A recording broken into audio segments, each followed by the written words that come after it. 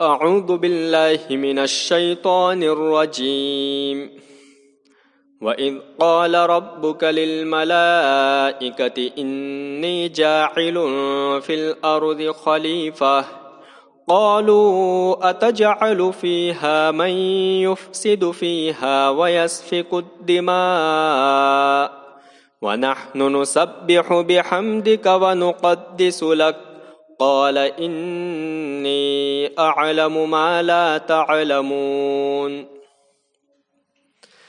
وہ وقت قابل ذکر ہے جب آپ کے رب نے فرشتوں سے کہا کہ میں زمین میں خلیفہ بنانے والا ہوں۔ انہوں نے کہا کہ کیا آپ زمین میں ایسے لوگوں کو رکھیں گے جو فساد برپا کرے اور خون بہائے، اور ہم تو آپ کی تسبیح، حمد اور پاکی بیان کرتے ہی ہیں۔ اللہ نے ارشاد فرمایا، میں وہ جانتا ہوں جو تم نہیں جانتے۔ تشریح: فرشتوں کا یہ کہنا کچھ اعتراض کے طور پر نہ تھا، بلکہ کمال نیاز مندی کے ساتھ محض عرض مدعا تھا کہ حمد و ثنا اور تسبیح و تقدیس میں تو ہم لوگ ہمہ دم مصروف ہیں ہی، اور جو امور ہمارے حوالے کیے جاتے ہیں ان کو بجا لانے میں بھی کوئی کسر نہیں رکھی جاتی۔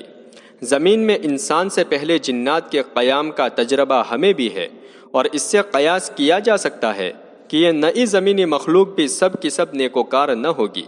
اس میں فساد مچانے اور خون ریزی کرنے والے لوگ بھی ہوں گے، تو 100% فرما بردار اور اطاعت شیار مخلوق کے ہوتے ہوئے ایسی مخلوق کا وجود میں لانا مفید نظر نہیں آتا جن میں اچھے لوگ بھی ہو اور مفسدین و اشرار بھی۔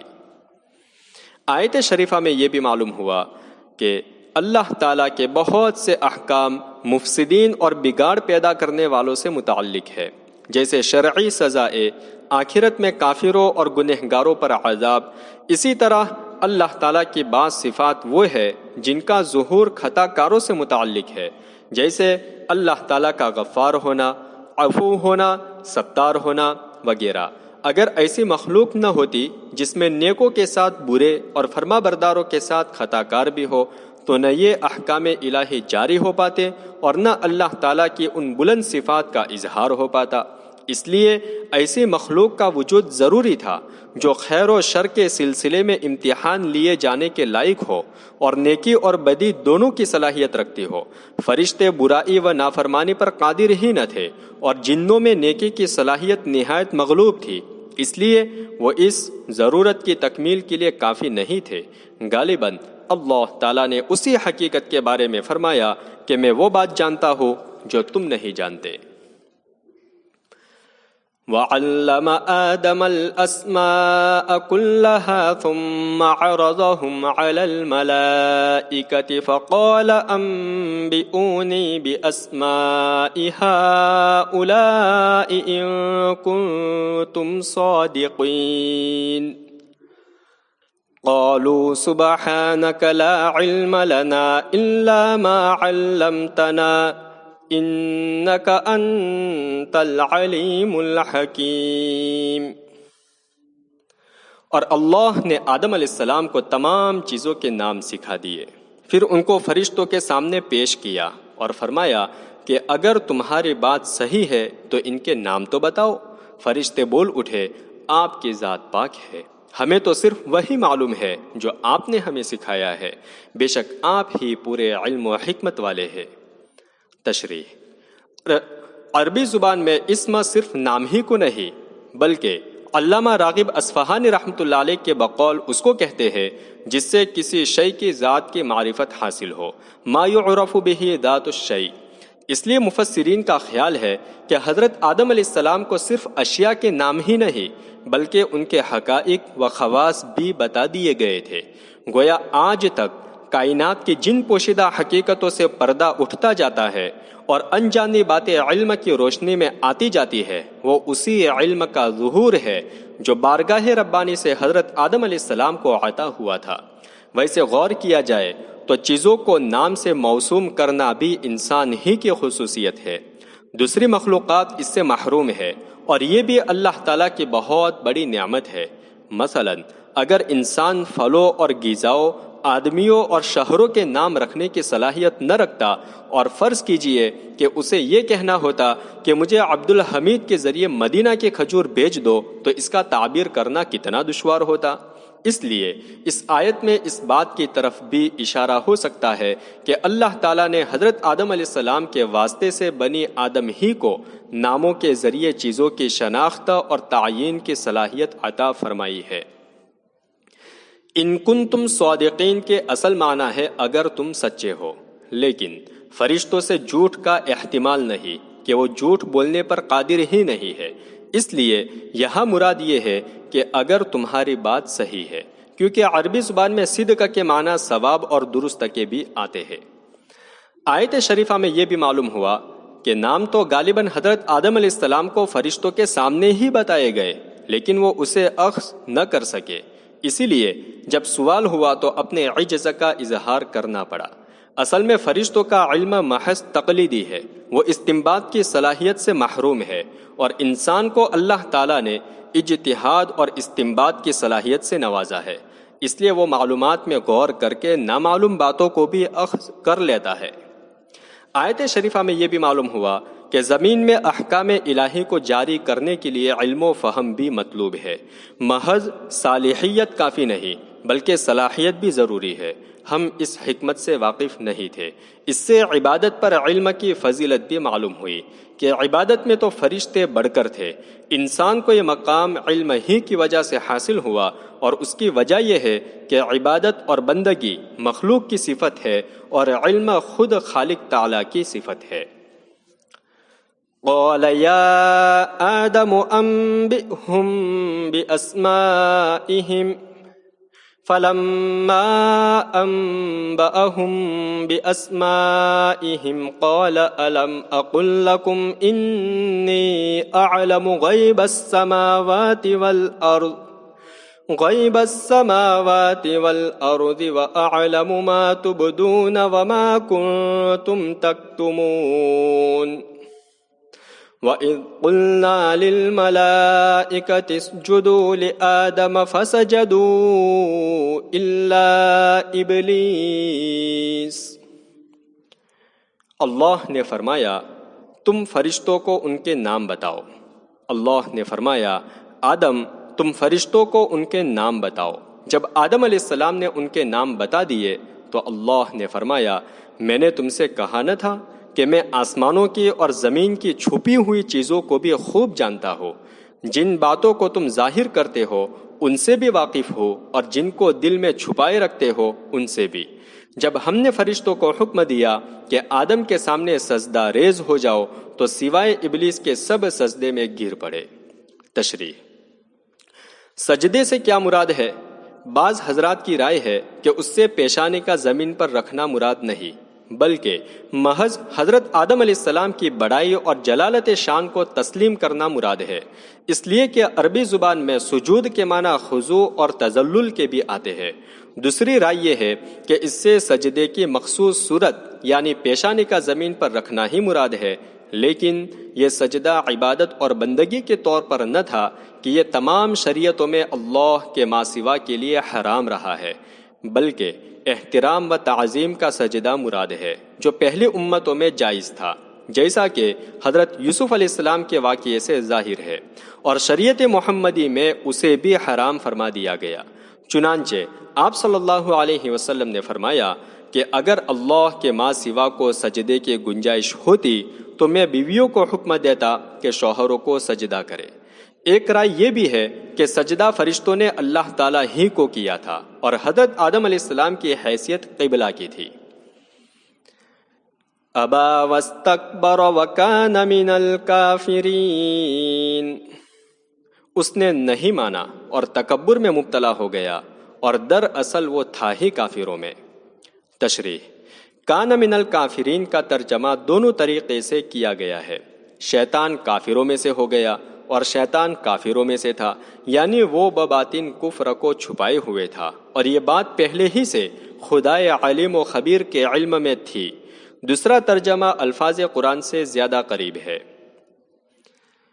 وَقُلْنَا يَا آدَمُ اسْكُنْ أَنْتَ وَزَوْجُكَ الْجَنَّةَ وَكُلَا مِنْهَا رَغَدًا حَيْثُ شِئْتُمَا، اور ہم نے کہا آدم تم اور تمہاری بیوی جنت میں رہے اور جہاں چاہے آسودہ ہو کر کھائے۔